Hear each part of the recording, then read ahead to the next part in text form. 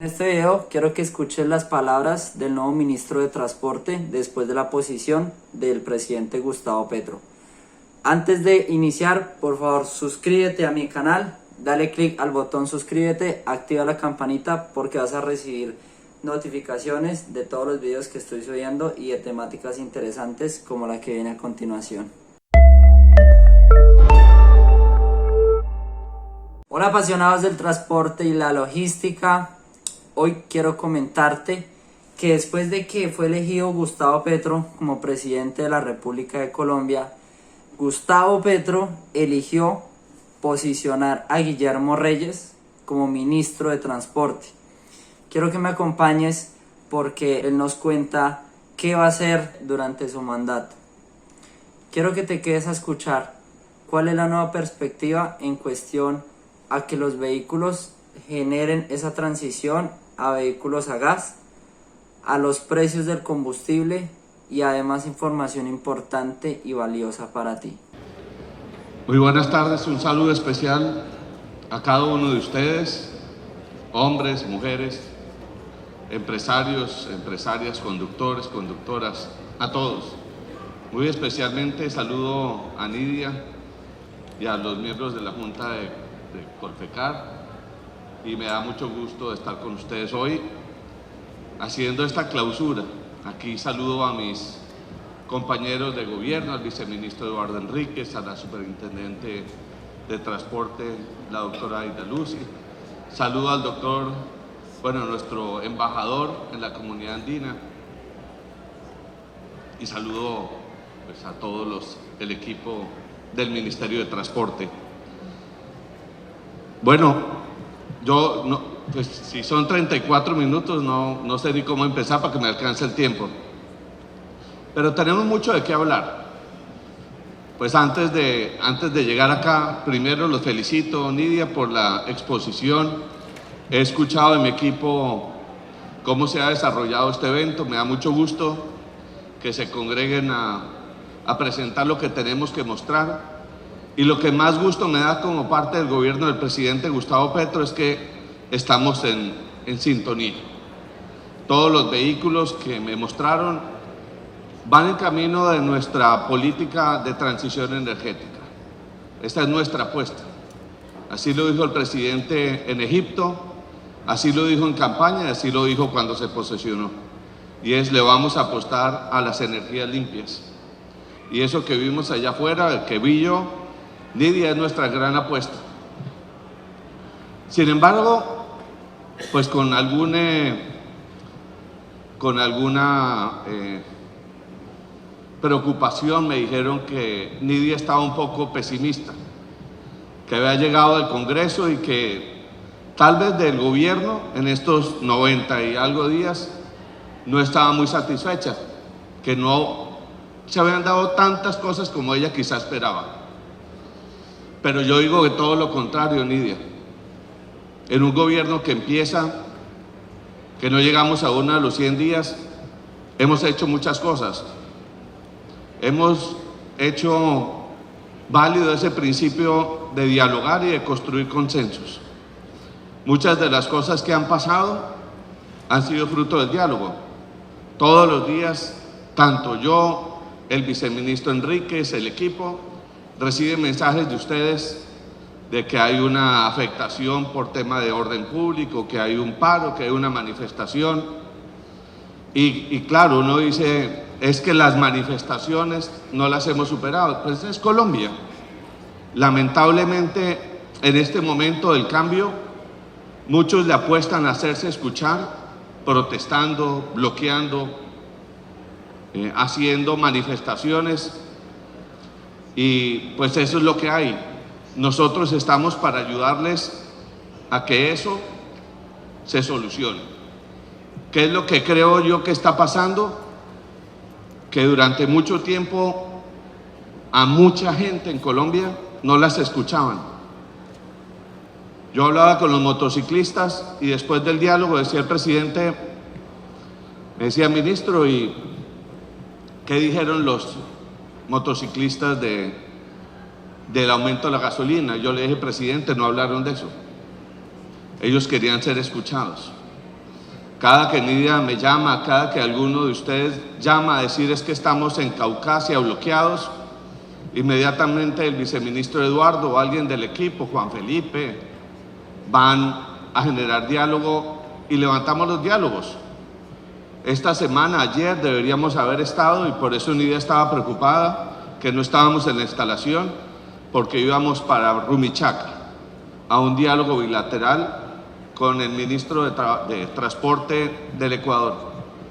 Pero se asustaron, que iban a bloquear las vías y no se dio el diálogo. Pero sí logramos decirles, no bloqueen, estamos listos al diálogo. A veces en los peajes bloquean la zona y acudimos a generar espacios de diálogo. Entonces sí, no es lo mejor lo que está ocurriendo, pero estamos en una transición. Eso es lo primero que tenemos que entender. Hoy, cuando sale la comparación de los 100 primeros días del gobierno anterior y duplica al presidente Petro la aceptación. Y esa es una transición que hay que saber entender y aceptar. Pero en este proceso de transición hemos logrado generar diálogo, hemos generado consensos, nos hemos reunido, hemos dialogado y hemos logrado cosas muy importantes en mi criterio. Ante todo, estar acá y diciéndoles, el diálogo ha generado cosas importantes. Lo segundo, el diálogo que generó el presidente de la República con ustedes. Un diálogo sincero, un diálogo donde el presidente habló de 3 grandes temas.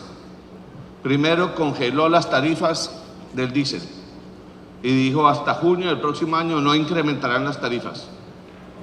¿Y por qué lo hizo? Porque entiende que el alimento, que el producto que tanto necesitan los colombianos depende de ustedes, de los transportadores. Y subir el diésel repercutía en el efecto de el incremento de los alimentos. Creo que ese fue un gran logro en esa reunión. El segundo gran logro, el presidente los invitó a ustedes a algo que yo los invito nuevamente, y es a que entre ustedes y nosotros cuidemos nuestras autopistas, nuestras carreteras. Sí, Nidia, hay huecos, hay algunas vías que están obstruidas por derrumbes, por la afectación de la ola invernal. Pero como decíamos en Cali con el presidente del Congreso, con Roy Barreras, esa es nuestra naturaleza, esa es la situación o las consecuencias de vivir donde vivimos, y hay que aceptarlo. ¿Qué tenemos que hacer entre todos? Superar las dificultades que se generan como consecuencia de la ola invernal. Hay muchas cosas en nuestras grandes concesiones viales que no se cumplen. Muchas veces hay peajes que ya cumplieron su ciclo, o hay peajes que no tienen tarifas diferenciales, o hay peajes que están mal ubicados, pero hay que ponerle la tarea al transportador de carga, al camionero, a todos, para que entre todos cuidemos las vías, para que nos digan qué no se está cumpliendo, para ser, como les decía el presidente, ser los veedores de nuestras grandes autopistas viales, de nuestras grandes concesiones, para que entre todos hagamos velar porque las condiciones de las vías se den. En estos días, con un proyecto de ley sobre peajes que llegó al Congreso de la República, que lo conoce la representante por Boyacá que nos acompaña, decía el proyecto que se suspendiera el pago de peajes con ocasión de afectaciones de las vías, porque no es justo pagar un peaje cuando las vías no están en buen estado. Pues lo estamos analizando. Yo tuve la oportunidad de decirle al ponente y a los coordinadores que nosotros le apostamos a la justicia social, y eso es justicia social. No tiene por qué cobrarse un peaje cuando las condiciones de la vía no son las que deben ser. Y creemos que aún más, con la declaratoria de la situación de desastre del país, como se hizo en el pasado y lo avaló la Corte Constitucional, es posible que lo hagamos aún como una medida gubernamental. Empecemos por el tema de los combustibles. El impacto del precio del combustible en el transporte de carga. Como ustedes pueden observar, entre la variación de la tasa representativa versus la evaluación real y nominal,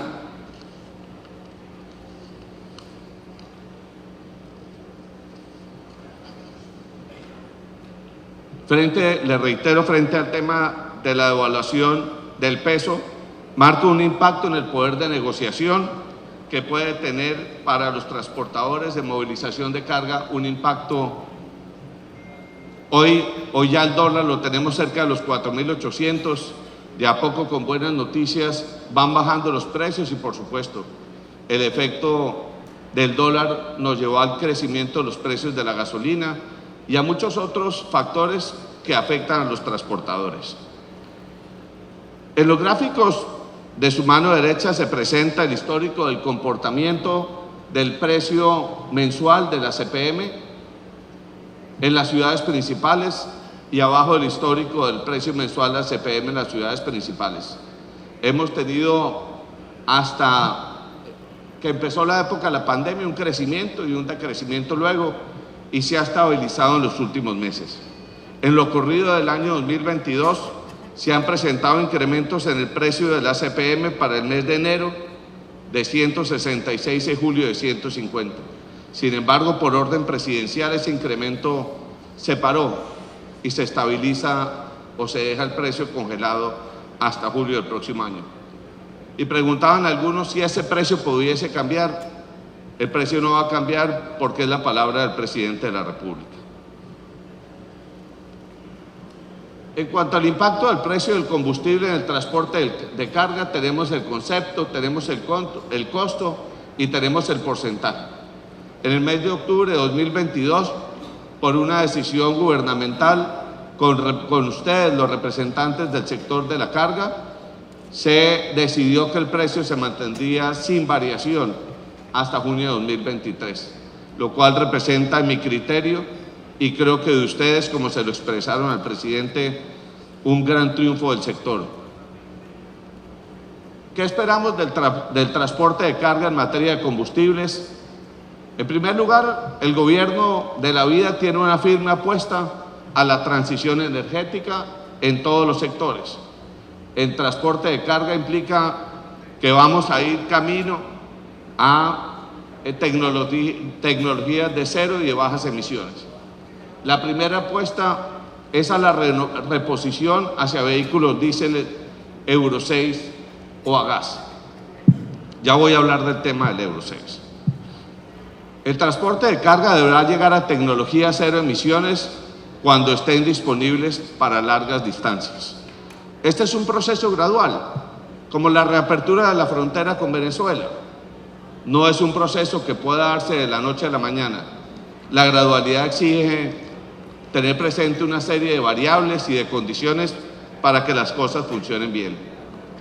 Entonces, se plantea la utilización transitoria de tecnologías de bajas emisiones. Le apostamos a los vehículos eléctricos y, como lo dijo el presidente de la República en el evento de Naturgas, le apostamos a energías le apostamos al gas. En ese evento de Naturgas se le entregó un fondo por 780.000 millones de pesos para financiar pequeños transportadores para la conversión de los vehículos a gas. En enero de 2023, como lo hemos conversado con la presidenta, la doctora Luz Estela Murgas, ese fondo ya deberá tener los recursos y empezar el proceso de la reposición. Los objetivos del fondo: que sea para pequeños transportadores con no más de 3 vehículos o camiones.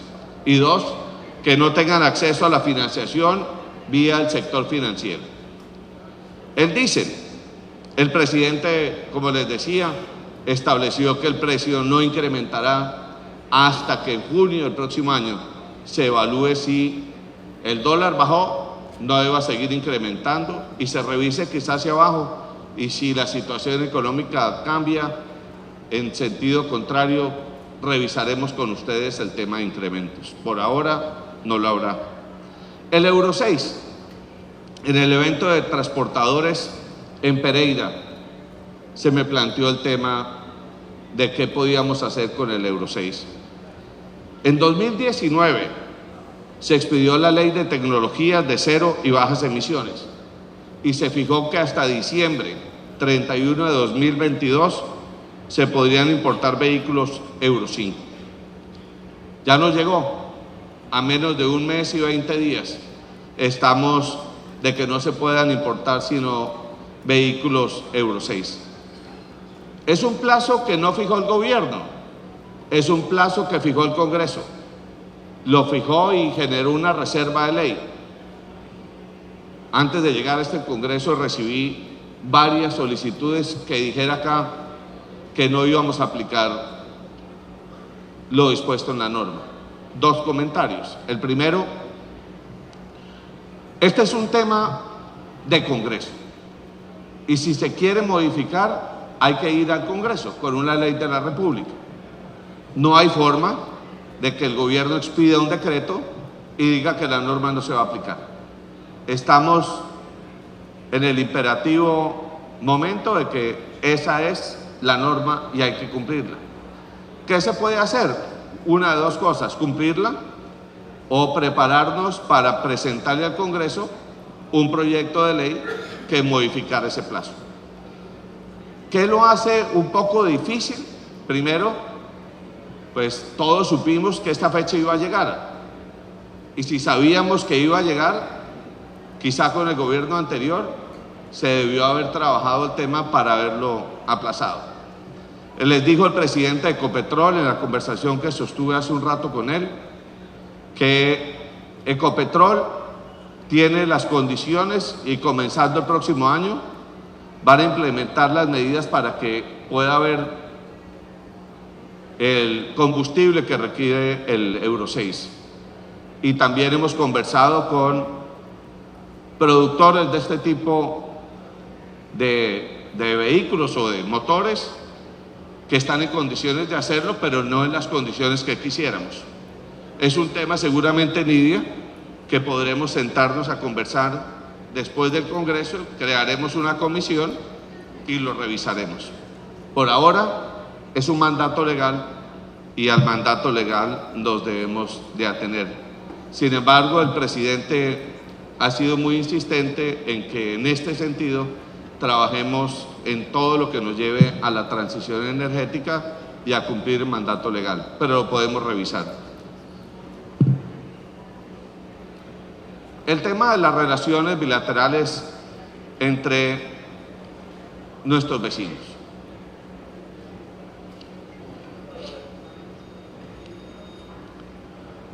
Bueno, muchos problemas, especialmente pues con Venezuela no, porque teníamos cerrada la frontera.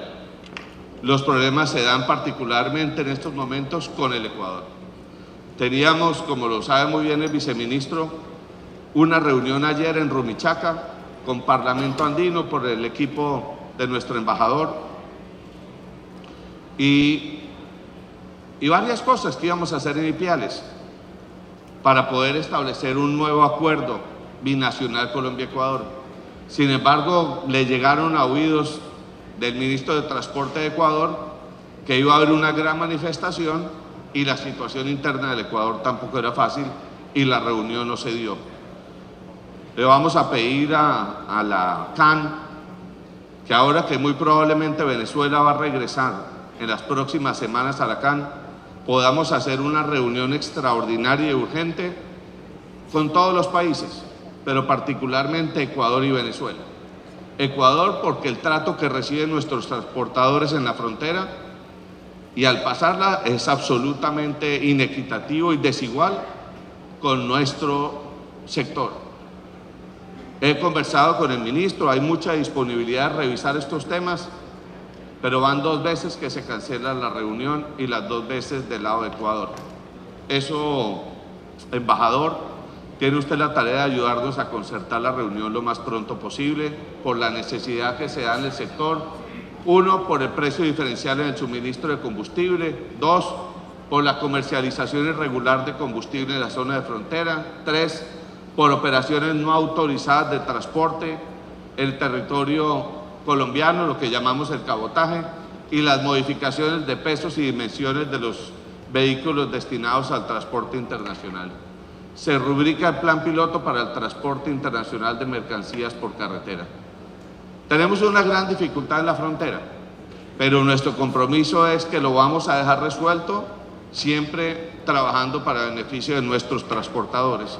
Así lo dijimos en un comunicado de prensa que sacamos ayer, diciéndole a los transportadores que el diálogo siempre estará abierto y que nosotros vamos a trabajar por defender sus derechos y ante todo una situación equitativa. La problemática con Venezuela pues es la inexistencia del marco jurídico para el transporte internacional de carga. En mi reunión el miércoles en Maiquetía con el ministro de Transporte de Venezuela, tenemos previsto comenzar una serie de mesas para que en las próximas semanas tengamos resuelto un acuerdo.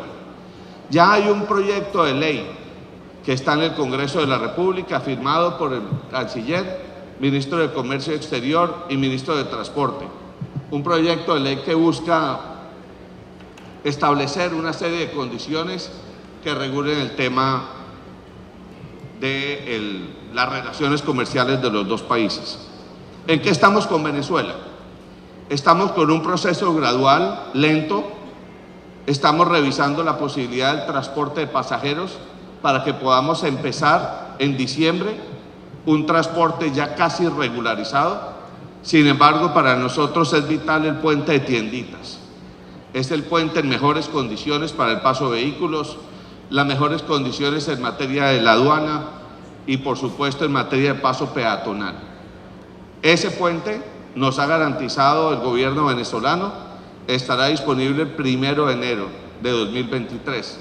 Los otros puentes están en condiciones adecuadas con alguna revisión al puente Francisco de Paula Santander y estamos revisando el tema del paso fronterizo, el puente fronterizo entre Colombia y Venezuela en Arauca.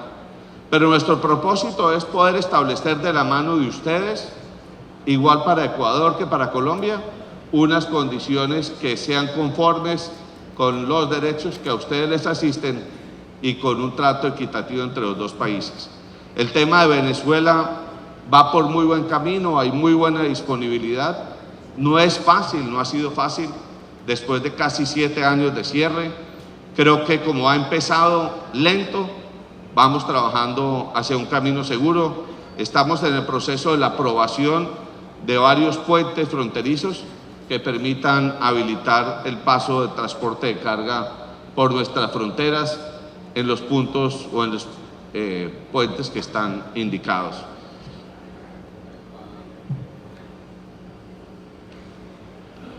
Tema de infraestructura de transporte. Antes de eso, porque no sé si se me pase, quiero hablar del tema de reposición y el fondo de reposición. Sobre el fondo de reposición, este fondo, como bien saben, es un fondo que se estableció para acceder a recursos para la reposición de vehículos nuevos. Para este efecto, el Ministerio de Transporte expidió un acto administrativo que flexibilizó los requisitos para acceder a ese fondo.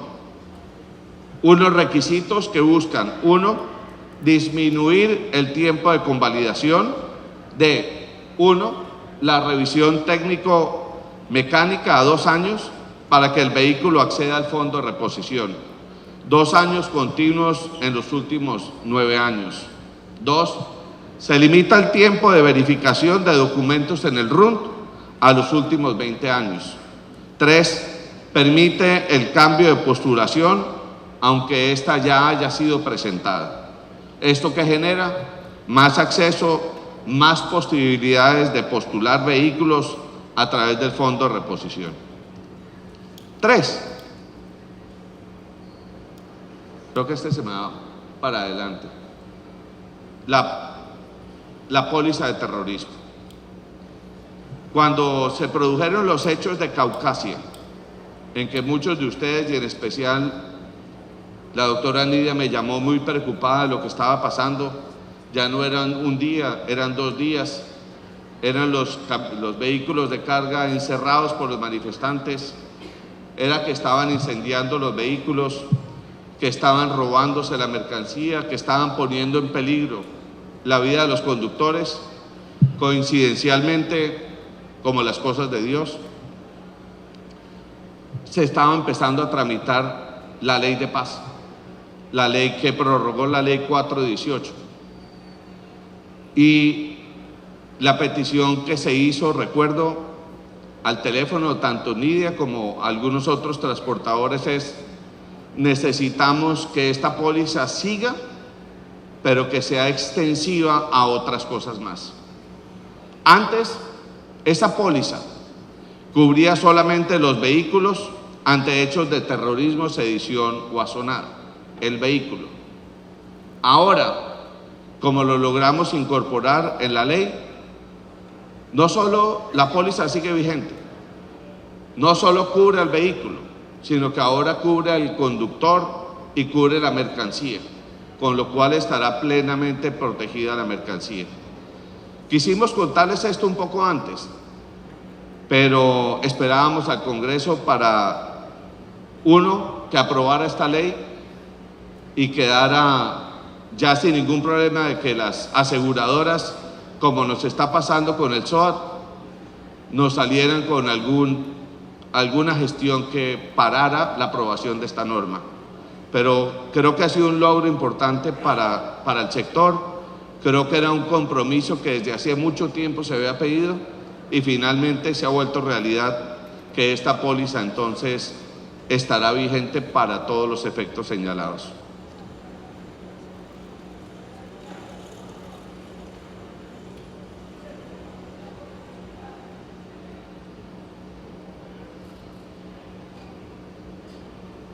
Bien, el tema de los peajes.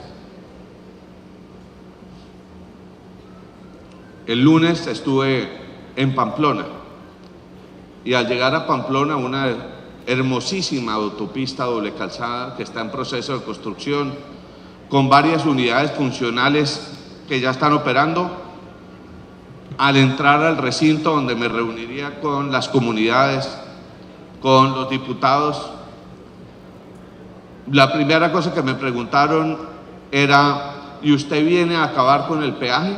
Un peaje nuevo que se ubica cerca de un túnel y de 5 viaductos. Y yo le dije: ni con 100.000 firmas vamos a quitar el peaje. Y no se imaginarían cómo me recibieron. ¿A qué iba mi comentario? Y yo tuve la oportunidad de explicarlo. A lo mismo que sé que es el interés de todos ustedes. A nadie le gusta pagar impuestos, a nadie le gusta pagar peajes. Muchos dicen que los peajes en Colombia se cobran mal, que los peajes se deberían cobrar por un número determinado de kilómetros, cada 80 kilómetros, cada 100 kilómetros, cada 50 kilómetros. Hay todo tipo de fórmulas que se proponen en el tema de los peajes. En Colombia, los peajes tienen 2 grandes finalidades. Una, se utilizan para financiar con vigencias futuras del Estado la construcción de nuestras grandes autopistas, las 4G y las 5G. 2, los peajes se utilizan para el mantenimiento y operación de esas grandes vías, porque uno cree que se construye la vía y se va. ¿Y quién la mantiene?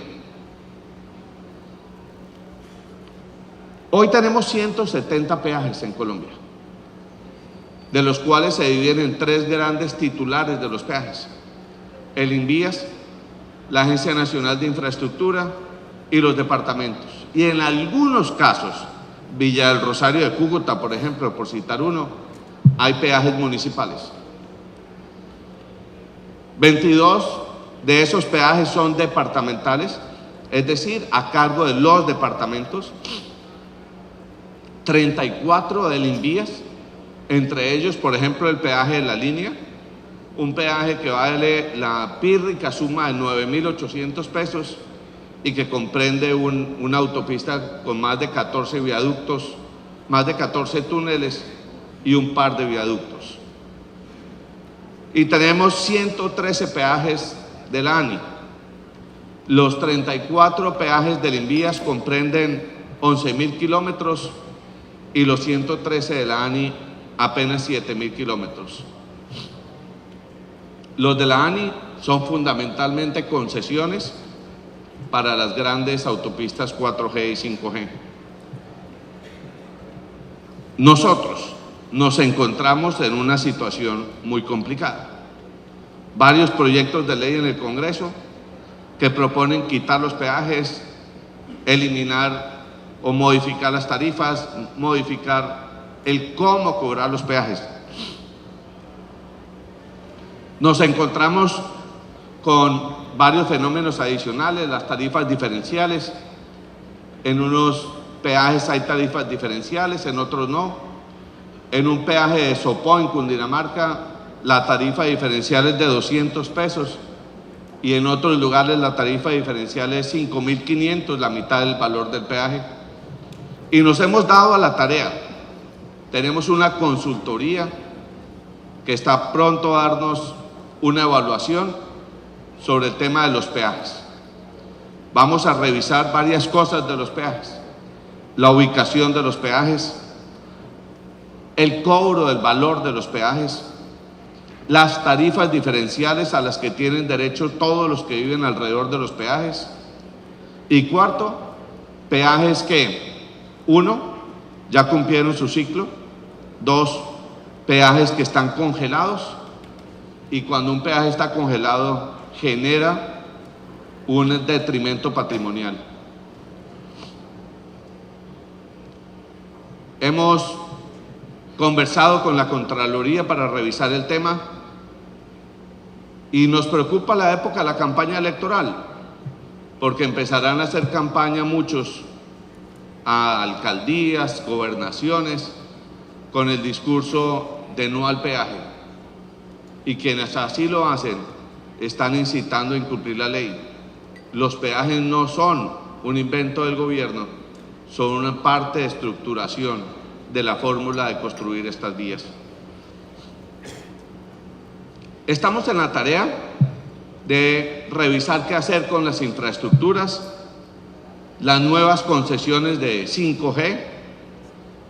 1, revisando si debemos mantener los niveles actuales, revisar las tarifas para el mantenimiento de la estructura. ¿Qué estamos revisando? Las fuentes, porque como dijo el presidente de la República, a veces pareciera que la estructuración fuera muy diferente a la naturaleza que se hace. Y es, si el Estado financia la obra con recursos, así sean de vigencia futura, ¿el peaje para qué?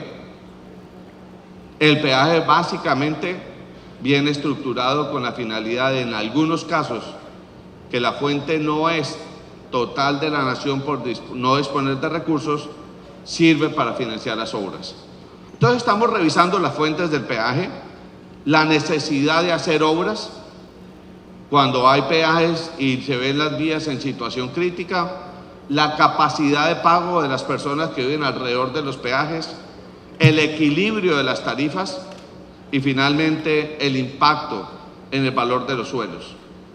Nuestro compromiso, Nidia, y a todos ustedes aquí hoy en este evento es: vamos a revisar las tarifas, vamos a conversar con ustedes y vamos a determinar en qué casos los peajes, 1, no cumplen finalidad alguna y 2, dónde debemos revisar las tarifas.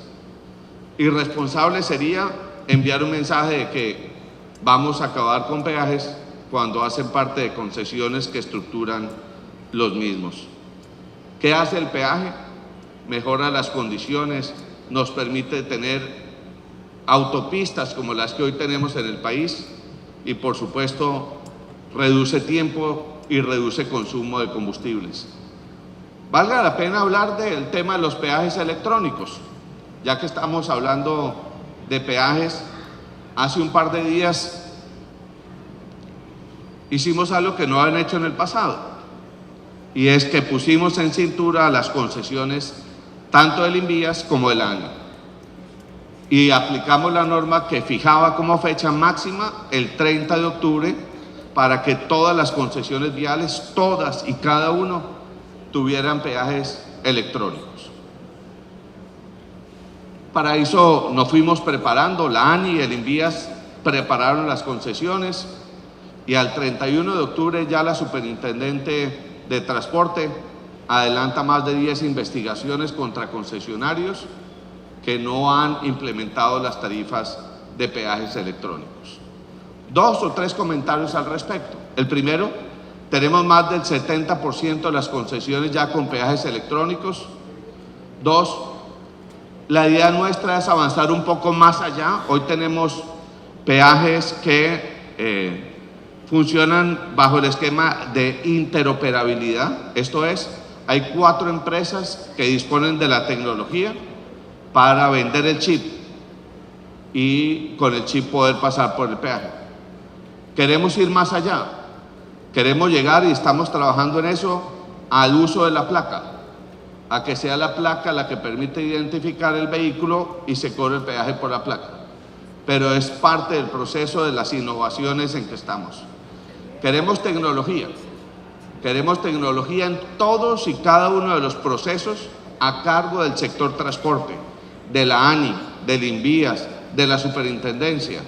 Necesitamos en todo las tecnologías como un mecanismo para evitar la corrupción, para acelerar los trámites y para darle más eficacia a nuestro sector.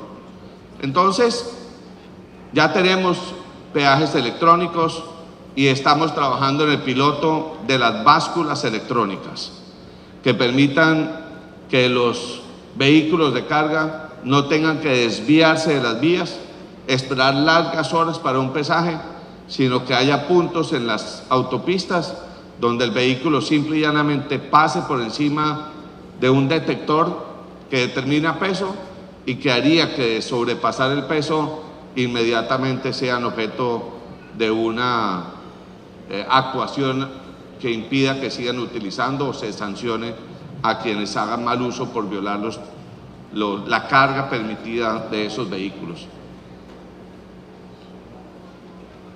Aquí tenemos la presentación, se las dejaremos disponibles, peajes con reuniones de socialización previas. Aquí nos hemos encontrado que también ha habido un gran problema.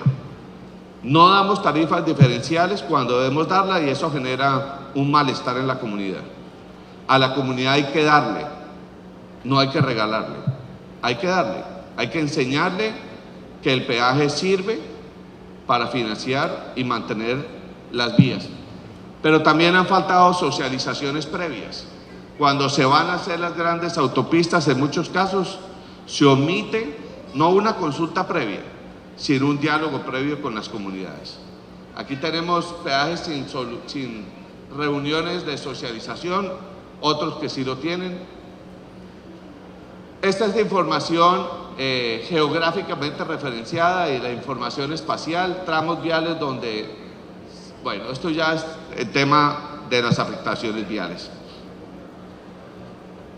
Ahora que mencionaba la Superintendente de Transporte, aquí presente, valga la pena mencionar lo siguiente. Uno de los grandes problemas que ha tenido el sector nuestro, a diferencia del sector financiero, con una superintendencia financiera robusta, poderosa, con mecanismos y dientes para imponer sanciones, es en el sector transporte. Nuestra superintendencia, ahora en manos de un lujo de mujer y de profesional, conocedora como nadie del sector, pues se encuentra con dificultades que le impiden cumplir adecuadamente su labor. Nosotros hemos dicho que antes que sancionar, queremos educar, queremos capacitar.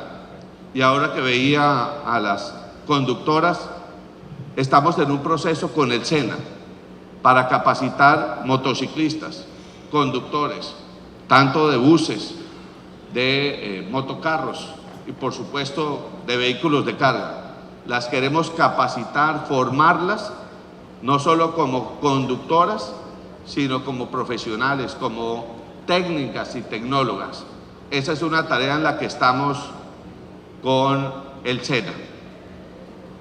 Y frente al tema de la superintendencia,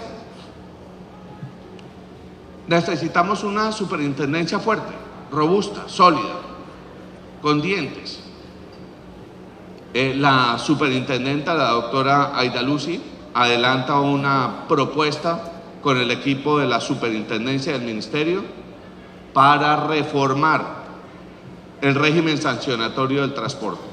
No solo las facultades, funciones, competencias y herramientas de la super, sino el régimen sancionatorio.